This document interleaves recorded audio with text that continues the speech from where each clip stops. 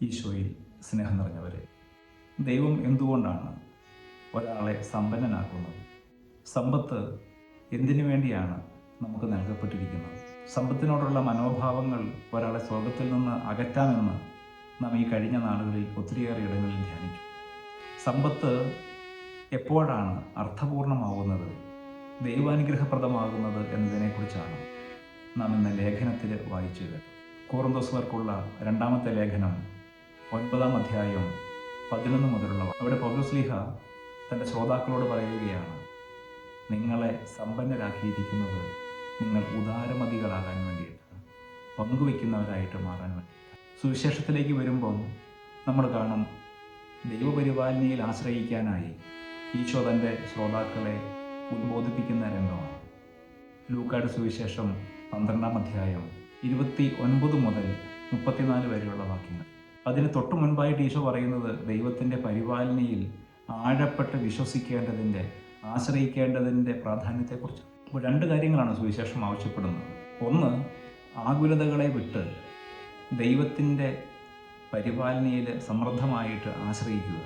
രണ്ട്, ദൈവം തന്നിരിക്കുന്ന സമ്പന്നതകളെ മറ്റുള്ളവരുമായി ഉദാരമായിട്ട് പങ്കുവയ്ക്കുക. ഈ പങ്കുവയ്പ്പിനെക്കുറിച്ച്, ഉദാരതയെക്കുറിച്ചാണ് നമ്മൾ ഉൽപ്പത്തി പുസ്തകം മുതൽ കാണുന്നത്. പ്രത്യേകിച്ചും ഇസ്രായേൽ ഒരു ദൈവജനമായിട്ട് രൂപാന്തരപ്പെടുന്ന നിമിഷം മുതൽ ദൈവം എത്ര വ്യക്തമായിട്ടാണ് ഇസ്രായേലിനോട് പങ്കുവയ്ക്കലിനെക്കുറിച്ച്, പരിഗണനയെക്കുറിച്ച്, ഉദാര മനസ്ഥിതിയെക്കുറിച്ച് സംസാരിക്കുന്നത്.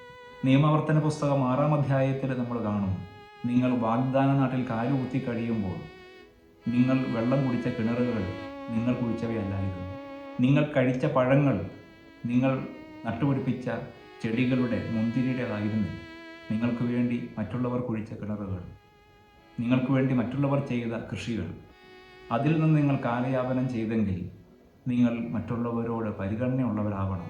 തുടർന്ന് അനേകമിടങ്ങളിൽ ദൈവം മോശയിലൂടെ ഇസ്രായേലിനെ ഓർമ്മിപ്പിക്കും, നിന്റെ കൂടെയുള്ള ദരിദ്രനോട്, അഗതിയോട്, വിധവയോട്, അനാഥരോട് നീ ഉദാരമനസ്സ് കാണിക്കണം, അവരോട് പണയവസ്തുക്കൾ സ്വീകരിക്കരുത്, ഇനി പണയവസ്തുക്കൾ സ്വീകരിച്ചെങ്കിൽ സൂര്യാസ്തമയത്തിന് മുമ്പ് തിരിച്ചു കൊടുക്കണം, കാരണം നീ ഈജിപ്തിൽ അടിമയായിരുന്നെന്ന് ഓർമ്മിക്കും. ഇപ്പോഴുള്ള സമ്പന്നതകളൊക്കെ താൽക്കാലികമായിട്ട് നൽകപ്പെട്ടതാണെന്നും അത് അനർഹമായിട്ട് ദൈവത്തിൽ നിന്ന് ദാനമായി നൽകപ്പെട്ടതാണെന്നുമുള്ള ഓർമ്മ ഓരോ ഇസ്രായേൽക്കാരൻ്റെയും ഉള്ളിൽ ശാശ്വതമായ ഒരു പ്രതിഷ്ഠയായിരിക്കണം.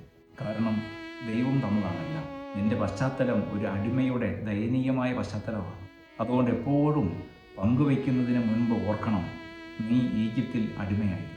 പ്രിയമുള്ളവരെ, എത്ര മനോഹരമായിട്ടാണ് നിയമാവർത്തന പുസ്തകം 24-ഉം 25-ഉം അധ്യായങ്ങൾ ഈ പരിഗണനയെക്കുറിച്ച് ഇസ്രായേൽക്കാരെ ഓർമ്മിപ്പിക്കുന്നത്.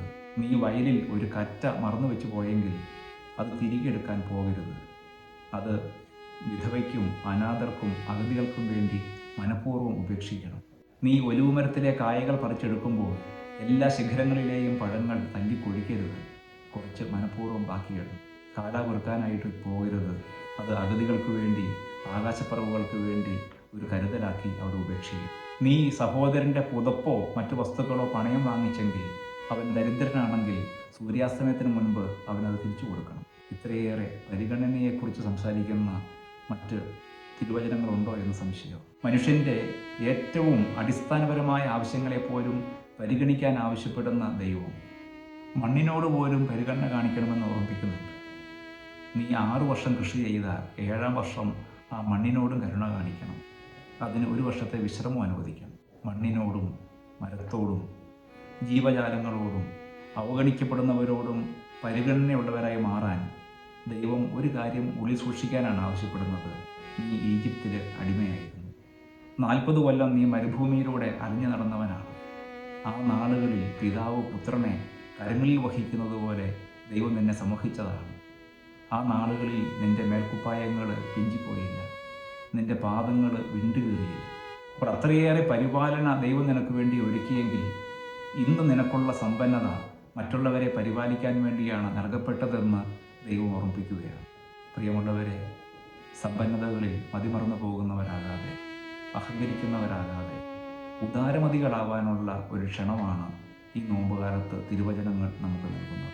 സമ്പന്നത എന്നത് നാം അലമാരിയിൽ അടുക്കി വെച്ചിരിക്കുന്ന നോട്ടുകെട്ടുകൾ മാത്രമല്ല. ദൈവം നമുക്ക് തന്നിരിക്കുന്ന ഓരോ കൊച്ചു കൊച്ചു ദാനങ്ങൾ കൂടിയാണ്. ഒരു നല്ല വാക്ക് പറയാൻ, ഒന്ന് പുഞ്ചിരിക്കാൻ, ക്ഷേമം അന്വേഷിക്കാൻ, ഒരു സന്ദർശനം നടത്താൻ, രോഗത്തിനെ കൂട്ടിരിക്കാൻ. ഇതെല്ലാം നമുക്ക് ദൈവം തന്ന സമ്പന്നതയുടെ നിധികളാണ്. അത് പങ്കുവയ്ക്കുമ്പോൾ നമ്മൾ ദൈവത്തെ പോലെ ഉദാരമതികളായിട്ട് ദൈവം നമ്മെ അനുഗ്രഹിക്കും.